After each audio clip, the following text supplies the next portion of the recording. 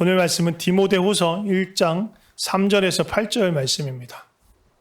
내가 밤낮 간구하는 가운데 쉬지 않고 너를 생각하여 청결한 양심으로 조상적부터 섬겨오는 하나님께 감사하고 내 눈물을 생각하여 너 보기를 원함은 내 기쁨이 가득하게 하려 함이니 이는 내 속에 거짓이 없는 믿음이 있음을 생각함이라. 이 믿음은 먼저 내 외조모 로이스와 내 어머니 유니게 속에 있더니 내 속에도 있는 줄을 확신하노라. 내 속에 있는 하나님의 은사를 다시 부릴 듯하게 하기 위하여 너로 생각하게 하노니 하나님이 우리에게 주신 것은 두려워하는 마음이 아니요 오직 능력과 사랑과 절제하는 마음이니 그러므로 너는 내가 주를 증언함과 또 주를 위하여 갇힌 자 된 나를 부끄러워하지 말고 오직 하나님의 능력을 따라 복음과 함께 고난을 받으라. 아멘.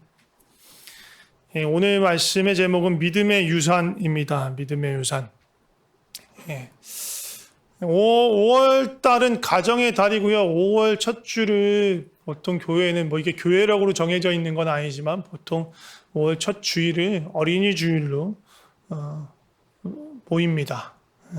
어린이들 또 다음 세대들을 좀 특별히 생각하고 또 기도하는 그런 시간이에요. 어린이 주일 있고 다음 주일은 둘째 주는 어버이 주일로 모입니다. 그거 말고도 어린이 날도 있고 어버이 날도 있고 스승의 날도 있고 또 여러 가지 날들이 많이 있더라고요. 부부의 날인가도 5월달에 있는 것 같은데 5월 말쯤에 있는 것 같은데 어쨌든 이 가정에 대한 그런 게 많고 그래서 가정의 달이라고도 말합니다. 그래서 오늘 하나님께서 우리 가정을 다시 한번 가정 안에서 또 우리가 어떤 마음과 태도로 하나님 앞에 나아가야 하는가, 또 서로에게 어떤 마음으로 사랑과 또 하나님이 주신 그런 영적인 영향력을 서로에게 미쳐야 하는가, 그런 걸 좀 나누고자 합니다. 그러니까 우리가 믿는 믿음은요, 가정의 환경, 가정의 분위기하고 이렇게 떨어질 수가 없어요. 어떻게 보면 가장 밀접하게 접촉하는 사람들이 가족들이기 때문에 우리 가족 구성원이 어떠한 믿음을 갖고 있고 어떠한 믿음의 태도를 갖고 있느냐가 나에게, 각 가족 구성원에게 큰 영향을 줘요. 이 영향은 긍정적일 수도 있고 당연히 부정적일 수도 있어요. 정말 가정 안에 한두 사람이 정말 바른 믿음으로 기도하며 하나님 앞에 나가는 사람이 있다면 그 영향으로 그 가정에 또 그런 정말 하나님을 바로 찾는 그런 믿음이 서나갈 수 있지만, 반대로 또 가족 구성원 중에 한두 명이 믿음을 왜곡하거나 아니면 믿음을 정말 부정적으로 대하면서 믿음을 잃게 만들거나 그렇다면 우리에게도 큰 영향을 줄 수 있어요. 근데 자녀가 부모에게 주는 영향보다 부모가 자녀에게 주는 영향이 훨씬 큽니다. 특히 자라나는 과정에 있는 자녀를 뒀다면 특별히 더 그렇죠. 오늘 디모데후서를 이 말씀을 보면서 부모가 자녀들에게 어떠한 믿음의 유산을 물려줄 수 있는가에 대해서 말씀 좀 나누고 싶어요. 이 디모데후서를 쓸 때 바울의 상황은요, 그렇게 좋은 상황이 아니었어요. 1차 바울이 2번 로마 감옥에 투옥되는데 1차 투옥 때는 그나마 좀 분위기가 나쁘지 않았어요. 그리고 이렇게 회복될 수 있을 거라는 그런 마음이 들었고, 2차 투옥됐을 때는 근데 분위기가 달랐습니다. 심각했고요. 바울이 오래 살지 못할 거라는 어떤 그런 마음을 바울 스스로가 많이 하고 있었어요. 그럴 때 지금 디모데에게 정말 바울의 말년에 보내는 편지예요. 근데 바울이 3절에서 감사함을 표현하면서 뭐라고 하냐면 청결한 양심으로 조상적부터 섬겨오는 하나님께 감사한다고 말을 합니다. 하나님께 감사하는데 그 감사의 이유가 뭐냐면 아브라함과 이삭과 야곱으로 이어지는 그런 조상들을 믿음으로 부르셨는데 그 조상들이 갖고 있었던 청결한 양심, 청결한 믿음, 거짓 없는 믿음이 지금 자신에게까지 흘러오도록 해주신 그 하나님의 은혜에 감사하는 거예요. 그게 믿음의 유산이라는 거예요. 그리고 그것을 동일하게 5절에 디모데를 향해서도 얘기합니다. 디모데에게 너에게 어떠한 믿음이 있다고 얘기합니까? 5절을 보면 너에게 거짓 없는 믿음이 있다고 얘기합니다. 근데 이 거짓 없는 믿음이 누구로부터 영향을 받은 거라고 얘기를 하냐면 외조모 로이스, 그러니까 외할머니 로이스라는 외할머니하고 엄마인 유니게의 영향으로 인해서 그 로이스와 유니게가 갖고 있었던 이 거짓 없는 믿음이 너에게도 있다라고 얘기하는 거예요. 그러니까 할머니하고 외할머니하고 엄마가 갖고 있던 믿음은 그거고, 그건 그거고, 나는 나가 아니라 그 믿음의 영향으로 지금 디모데 너에게 이 거짓 없는 믿음이 있다라고 지금 바울이 이야기하는 거예요. 디모데가 받은 믿음의 유산은 바로 거짓 없는 믿음입니다. 그럼 거짓 없는 믿음이 그럼 뭘까요? 거짓 없는 믿음이 뭔지 헷갈리면 뒤집어 보면 쉽습니다. 거짓 믿음. 거짓 믿음 무엇일까? 이게 저는 이 거짓 없는 믿음을 생각하는 것보다 거짓 믿음을 생각하는 게 조금 더 편했어요. 쉽게 다가오더라고요. 거짓 믿음은 뭐냐면 믿는다고 표현하지만, 믿는다고 말하지만 실제적으로 믿지는 않는 거죠. 이게 거짓 믿음이에요. 그러니까 말로는 어떤 형식으로는 어떤 뭔가를 보이는 믿음이 있는 것처럼 보이지만 실제로 그 삶에서 예수님을 주로 여기지 않고 자신이 삶의 주인이 되어서 세상 욕심을 따라 그대로 그냥 살아가는 게 그게 거짓된 믿음인 거예요. 이걸 생각하면 거짓 없는 믿음이라 뭐 믿는 그대로 살아가는 거예요. 나의 일상의 삶의 모든 태도에 내 믿음이 그대로 나타나는 거죠. 그게 진실된 믿음이에요. 거짓 없는 믿음이에요. 그러니까 말하자면 이런 거예요.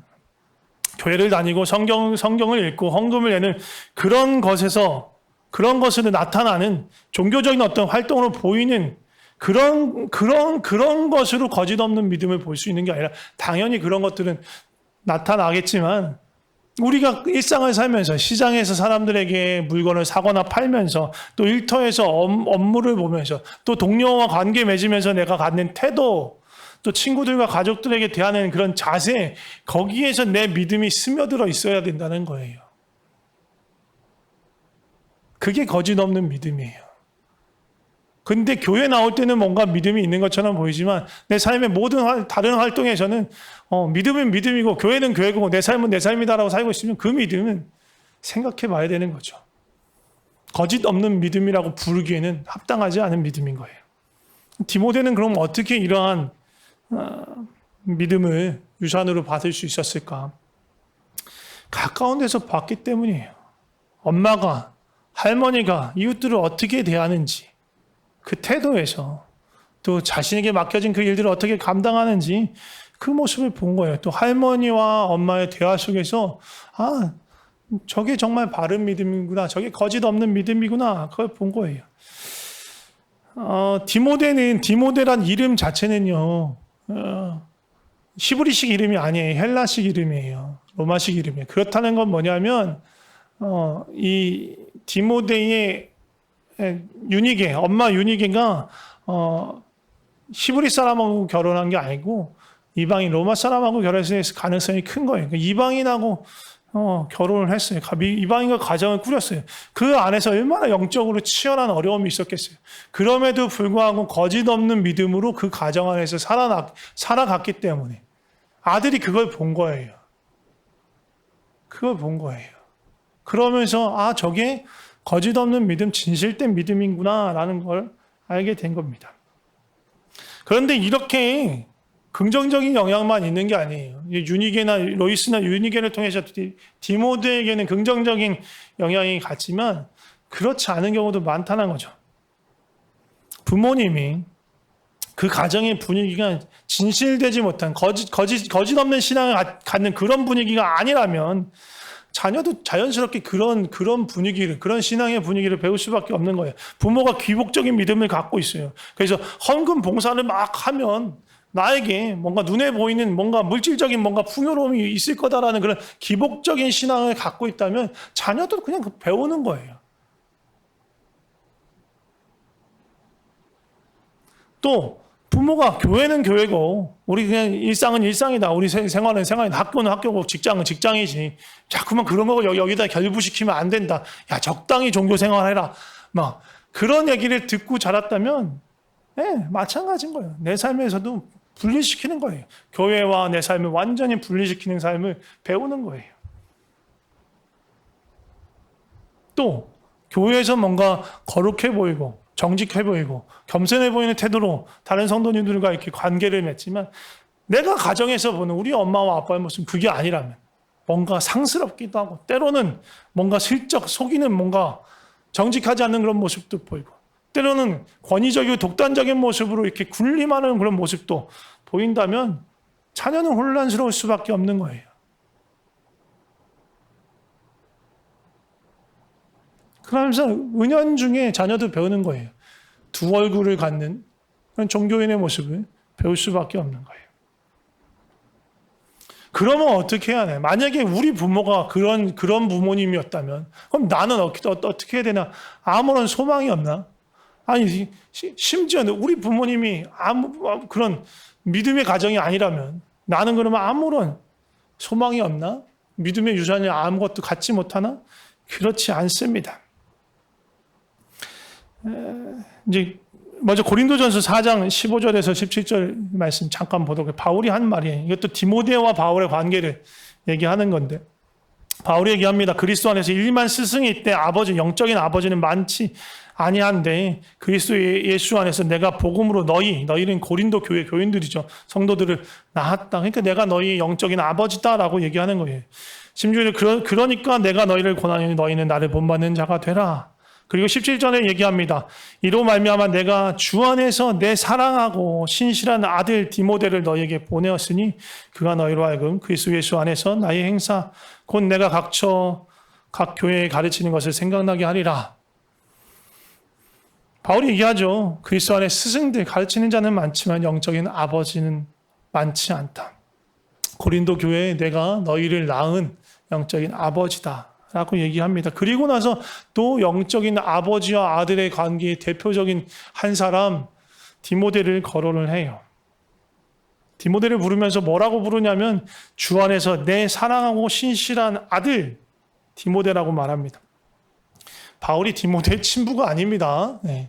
아들이라고 하니까 진짜 아들이라고 생각하시면 안 되고 영적인 아버지, 영적인 아들인 거예요. 영적인 아버지 바울이 디모데에게 어떤 일을 했는지 오늘 본문에 보면 조금 볼 수 있습니다. 본문 보면 6절을 보면 그러므로 내가 나의 안수함으로 내 속에 있는 하나님의 은사를 다시 부릴 듯하게 하기 위하여 너로 생각하게 한다 라고 말하면서 하나님이 우리에게 주신 것이 무엇이냐면 능력과 사랑과 절제하는 마음이라고 이야기합니다. 영적인 아버지로서 바울이 디모데에게 줄 수 있는 게 뭐냐면 하나님이 이미 디모데에게 주신 선물, 은사, 능력과 사랑과 절제의 마음 그것들을 다시 불타오르게 하는 것. 그게 영적인 아버지로서의 할 수 있는 것, 줄 수 있는 거라는 거예요. 예, 바울은 디모데에게 영적인 아버지였어요. 우리에게 육적으로 좋은 부모가 없을 수도 있어요. 우리 부모님이 태어나고 봤는데 그렇게 홀리한 분들이 아니야. 태어나고 봤는데 우리 부모님은 예수님을 모르는 분들이야. 그럴 수 있어요. 그 내가 선택하는 게 아니니까. 그렇다고 절망할 필요가 없다라는 거예요. 좋은 영적 스승을, 좋은 영적 아비를 만날 수 있어요. 좋은 영적인 부모를 만난다면 하나님께서 나에게 주신 모두의 은사를 주셨는데 나에게 주신 그 은사가 무엇인지 깨닫게 하고 그것들을 사모하게 되고 그것들을 그거에 대한 불을 켜는 그런 마음을 갖고 또 그 은사를 사용해서 하나님께 영광을 돌리는 그런 삶을 살아갈 수 있는 거예요. 그게 영적인 부모로서 영적인 부모가 영적인 자녀에게 할 수 있는 가장 좋은 축복입니다. 그런데 한 가지 알아야 할 거는 뭐냐면 믿음은 유산이긴 하지만 믿음은 유전은 아니라는 거예요. 유전은 뭐예요? 부모가 갖고 있는 어떤 형질이 저절로 그냥 생물학적으로 그냥 자연적으로 그냥 자녀에게 전달되는 거예요. 자녀의 선택이나 의지나 그런 거하고 전혀 상관없어요. 부모의 선택이나 의지와 전혀 상관없어요. 그냥 저절로 되는 거예요. 믿음은 저절로 되는 게 아니라는 거예요. 아무리 부모가 훌륭한 믿음, 좋은 믿음, 선한 믿음, 옳은 삶, 의의 삶을 살아가더라도 자녀는 그렇지 않을 수 있다는 거예요. 에스겔 18장 말씀에 보면 이런 말씀이 있습니다. 이스라엘 안에 속담이 있었어요. 어떤 속담이 있었냐면 아빠가 신포도를 먹으면 그 아들도 이가 시다라는 그런 말이 있었어요. 그런 속담이 있었어요. 근데 그 속담이 뭐냐 하면 아버지의 잘못, 아버지의 죄로 인해서 그 자녀들이 그 죄의 대가를, 그 죄의 저주를 함께 받는다. 그런 말이에요. 그런데 에스겔 선지자가 말합니다. 나의 삶을 두고 맹세하노니 다시는 이 속담을 못 쓰게 될 것이다. 모든 영혼이 하나님께 속했는데 아버지의 영이나 아들의 영이나 마찬가지다. 근데 누군가가 의로워서 공의와 진실을 행했어. 그 사람은 의인이니까 반드시 살 거예요. 근데 그 사람의 아들, 근데 이 아들은 선을 하나도 행하지 않은 거예요. 죄악 중에 행하고 모든 강포를 행하고 막 나쁜 짓을 다 해. 그러면 어떻게 되느냐? 그 사람은 자기의 이 죄로 인해서 자기가 저주를 받는 거예요. 그 죄의 대가를 치는 거예요. 근데 또 그 아들이 또 있을 수 있겠죠. 근데 그 아들이 그 아버지에 향한 죄를 보고 두려워해서 그걸 따라 행하지 않고 선을 행하고 가난한 사람들을 도와주고 그렇게 살면 그의 아버지는 자기의 죄로 인해서 반드시 죽을 테지만 자녀는 죽지 않고 반드시 살 것이다. 선을 행한 자녀는 죽지 않고 살 것이다. 무슨 얘기냐면 자동적으로 부모의 죄가 자녀에게 승계되지 않는다. 그 얘기예요. 각자가, 자녀와 부모, 각자가 하나님 앞에서 믿고 행한 대로 심판받는다는 그 얘기예요. 아무리 부모가 정말로 온전히 하나님을 알고 잘 알고 또 그 모든 삶에서 선을 행하고 하나님을 나타내는 삶을 살더라도 자녀가 자기 마음대로 살면 자녀는 그 죄를 가지고 하나님의 심판대 앞에 서는 거고요. 반대로 아무리 부모가 악하고 정말 하나님을 인정하지 않고 자기 멋대로 자기 뜻대로 살아가더라도 자녀가 정말 하나님을 믿고 알고 하나님께 온전하게 자신의 삶을 드린다면 그 자녀는 자기의 삶을 가지고 자기의 믿음을 가지고 하나님의 심판대 앞에 서는 것입니다. 수많은 신뢰가 있어요. 그 예 중에 하나 사무엘의 예를 들 텐데요. 사무엘이 누굽니까? 이스라엘 마지막 사사이면서 선지자예요. 그리고 아주 어렸을 때부터 하나님과 가깝게 있었던 사람이에요. 하나님이 자신의 부르는 음성을 듣고 그 음성을 따라서 하나님이 주신 마음을 선포했던 아주 어려서부터 그런 선지자로서 하나님의 부르심을 받은 거죠. 그리고 그가 생을 다할 때까지 그의 목숨이 다할 때까지 이스라엘 백성을 향해서 기도하는 것을 멈추지 않은 사람이에요. 그런데요, 안타깝게도 사무엘상 8장 1절에서 3절을 보면 그 자녀에 대한 묘사가 나옵니다. 사무엘이 늙음에 그의 아들들을 이스라엘의 사사로 삼으니 장자의 이름은 요엘이요 차자의 이름은 아비아라. 그들이 브엘세바에서 사사가 되니라. 그의 아들이 자기 아버지의 행위를 따르지 아니하고 이익을 따라 뇌물을 받고 판결을 굳게 하니라. 네. 아버지는 너무너무 선하게 너무너무 또 하나님을 깊이 알면서 살아갔지만 자녀들은 전혀 하나님을 경외하지 않고 자기 멋대로 자기 이익을 따라서 악을 행하는 사람이 된 거예요. 자동적으로 되지 않아요. 유다의 역대 왕들을 봐도 마찬가지예요. 유다의 12대 왕이 아하스였어요. 12대 왕 아하스는요, 아주 악한 왕이었어요. 자기 아들을 불가운데로 지나게 할 정도, 그렇게 해서 이방신을 섬길 정도로, 우상을 섬길 정도로 아주 악한 왕, 우상 숭배자였어요. 그런데 그 아들이 누군지 아세요? 히스기야예요. 제가 몇 주에 이 히스기야 얘기를 했습니다. 아수르와 관련돼서 얘기했어요. 아수르가 이 남유다를 침공했을 때 그 당시의 왕이 히스기야였어요. 많은 어려움이 있었죠.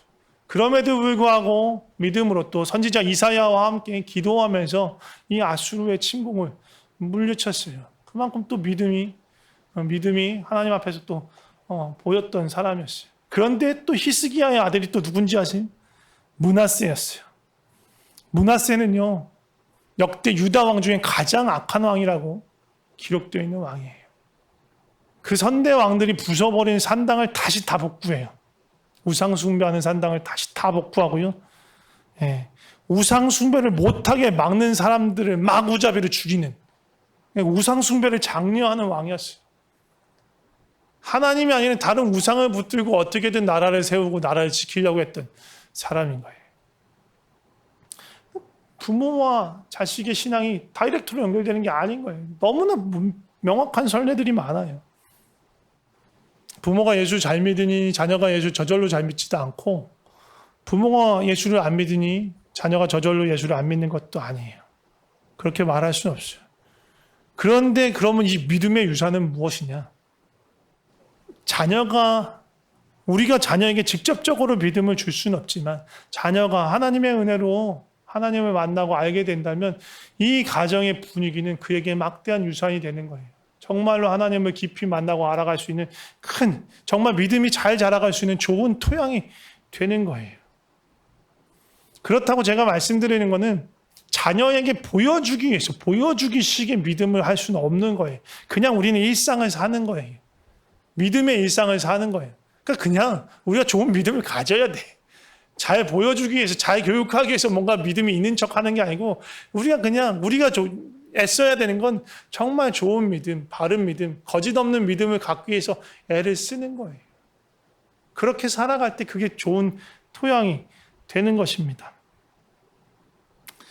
오랜만에 제 얘기하고 마치도록 하겠습니다. 이거 아마 또 몇 번 했던 것 같아요. 근데 반복할 때가 됐어요. 그래서 반복을 하려고 합니다. 제 부모님은요, 어머님은, 그러니까 외가 쪽으로는 아마 제가 4대째인 것 같아요. 4대째가 될 거예요. 그러니까 우리 엄마의 할머니, 할아버지 때부터 예수님을 믿기 시작해서 우리 할아버지, 할머니의 형제들이 다 예수님을 믿었고, 그래서 저희 엄마의 형제들, 그리고 엄마의 사촌들 다 예수님을 믿는 분이셨어요. 그래서 제 사촌들 보면 우리 외삼촌들 다 장로님이고, 우리 이모 권사, 이모부 장로님이시고, 우리 외사촌들 중에서도 목사님이 계시고, 또 사모님이 계시고, 또 선교사님도 계시고, 그렇습니다. 그런 집이셨고, 반대로 또 우리 아버지 쪽은요, 아버지가 믿음의 1세대셨어요. 아버지를 통해서 아버지의 형제들이 그 가정에 믿음이 들어가고 예수님을 알게 된 그런, 그렇다고 아버지 7남매 중에 딱 센터 가운데인데 다 믿지는 않으셨어요. 다 믿지는 않으셨지만 그래도 많은 분들이 예수님을 알게 되고 교회 나오고 예수님 믿게 됐습니다. 그런 가정에서 태어났어요. 모태신앙으로 태어났어요. 근데 내가 제대로 예수님을 알았냐? 그렇지 않았다라는 거예요.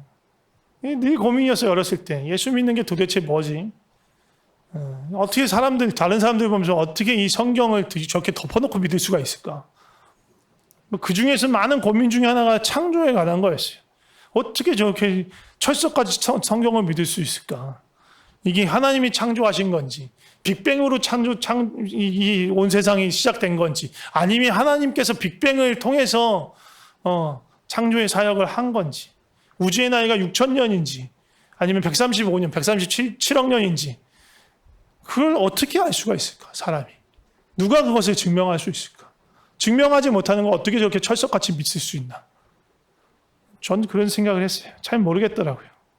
근데 또 그러면서도 동시에 또 마지막 때 심판, 환란, 또 저 어렸을 때는요, 70년대, 80년대 그때는 또 약간 세대주의적인 종말론이 좀 유행해서 막 666, 막 바코드 그런 거 받으면 큰일 난다, 7년 대환란 그런 것들이 좀 교회적으로 많이 여러 교회에서 돌았어요.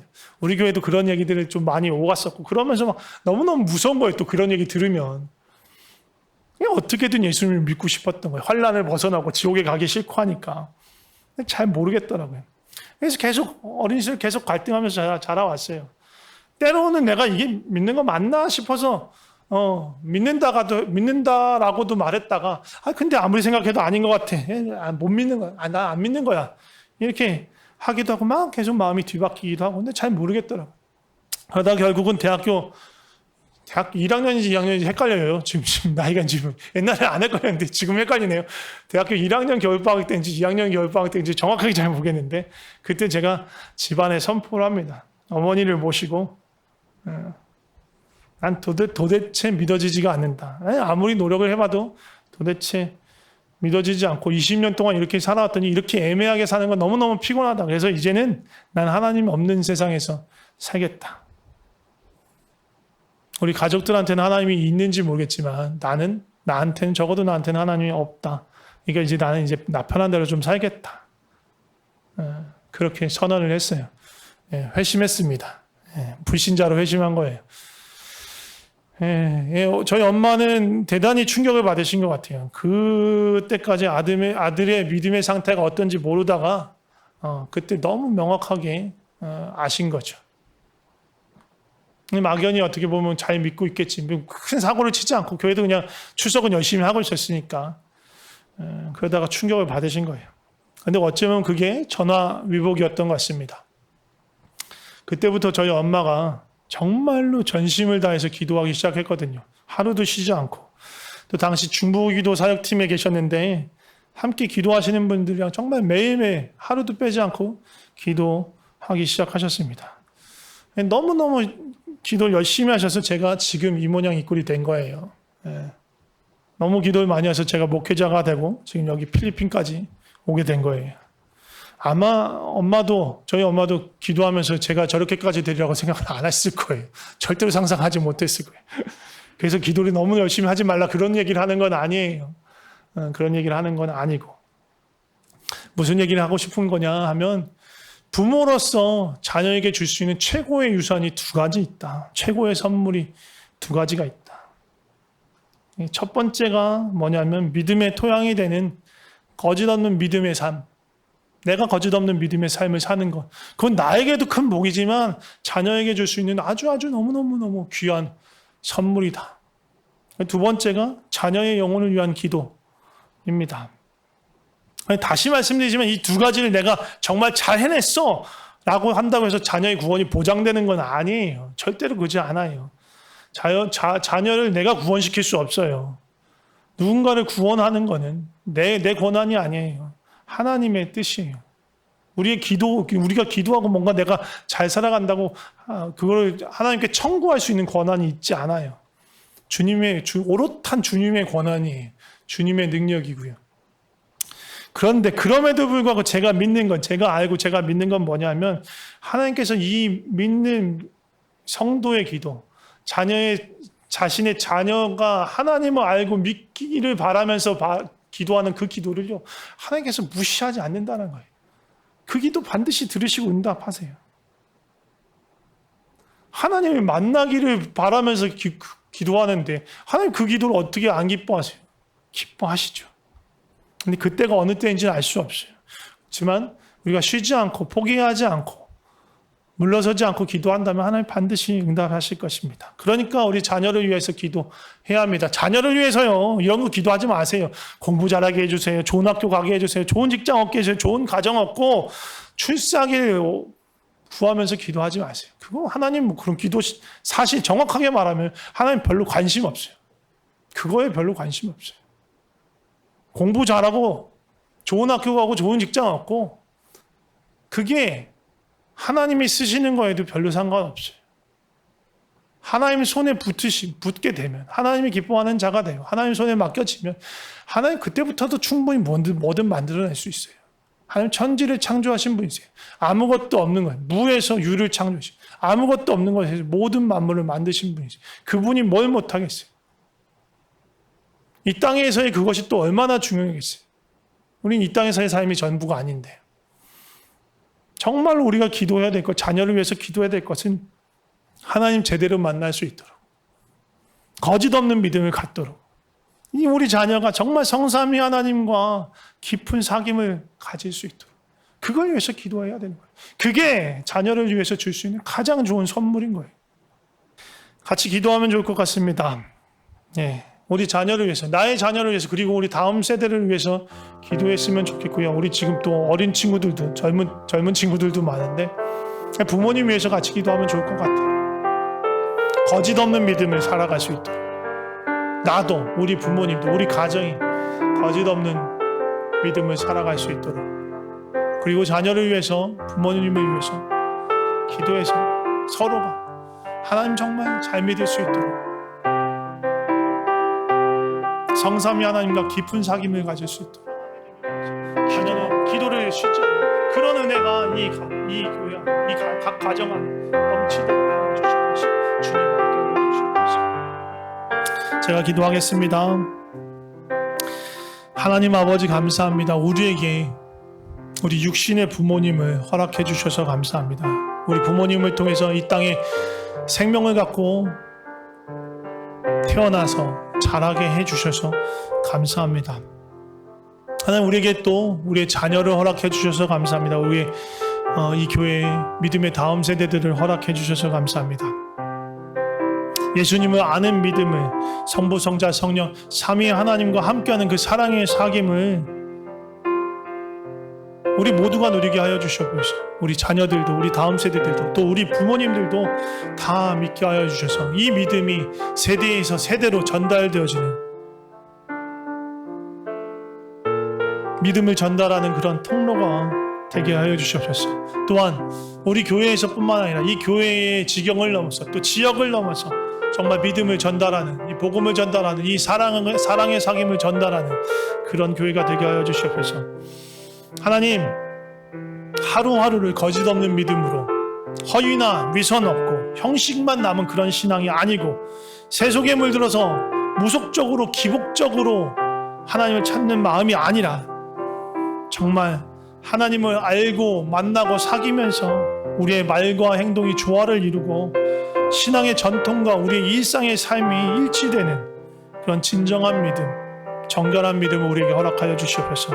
주님, 다음 세대를 위해서 간절히 기도합니다. 우리 다음 세대들 하나님 만나게 하여 주시옵소서. 하나님 알게 하여 주시옵소서. 부모님 따라서 그냥 다녀주는 신앙 아니고 진짜로 내 하나님을 알고 믿고 사귀는, 하나님과 친밀히 사귀는 그 은혜를 허락하여 주시옵소서. 우리 평강교회 그리스도의 몸된 이 공동체가 주님이 주신 진리와 하나님의 사랑 가운데서 세대와 세대를 넘어서 지역과 지경을 넘어서 더욱 풍성한 그리고 건강한 공동체가 되게 하여 주시옵소서. 주님 감사합니다. 예수님의 이름으로 기도드립니다. 아멘.